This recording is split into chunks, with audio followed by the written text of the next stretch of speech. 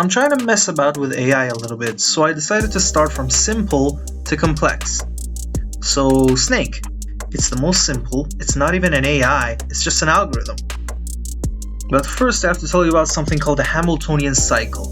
A Hamiltonian path is a path that takes you through every node in a graph, and a Hamiltonian cycle is the same except it returns to the beginning. This is how you make a Hamiltonian cycle. So this is the path. Now, if food is here, the snake is here, this being the head, these are 3 moves you could make. What you do is you check all the squares between the head of the snake and the food square on the Hamiltonian cycle.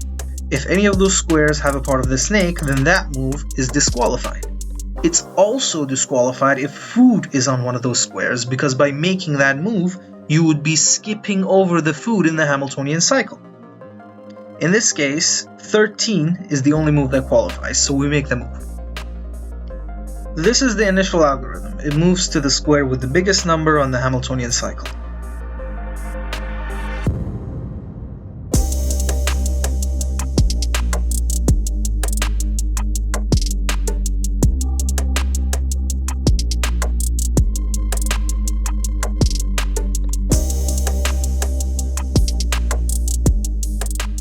This had some problems. I didn't know how to make a complicated Hamiltonian path, so I just made a giant squiggle. That means that this algorithm often ends up following its tail, which makes this algorithm really ugly and slow.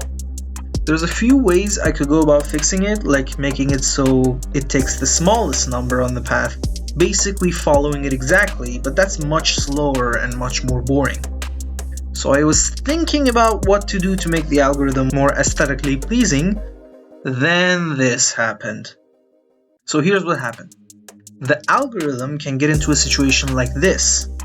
This being the head, this being the tail, AI makes this move, the tail pops, this food is eaten, nothing else happens, this food just so happens to generate here, it gets eaten, then this tail no longer pops. And that's how it failed, and the reason it failed is that this algorithm just follows its tail. It's just how that works. Out of curiosity, I made it take the smallest number on the Hamiltonian path, so it should pretty much follow the path exactly, leading to a very slow and boring victory, but as you can see, the snake is skipping whole sections. It's acting smarter than I programmed it to, which is a good problem to have, but it's still a problem because it means you don't know what's going on.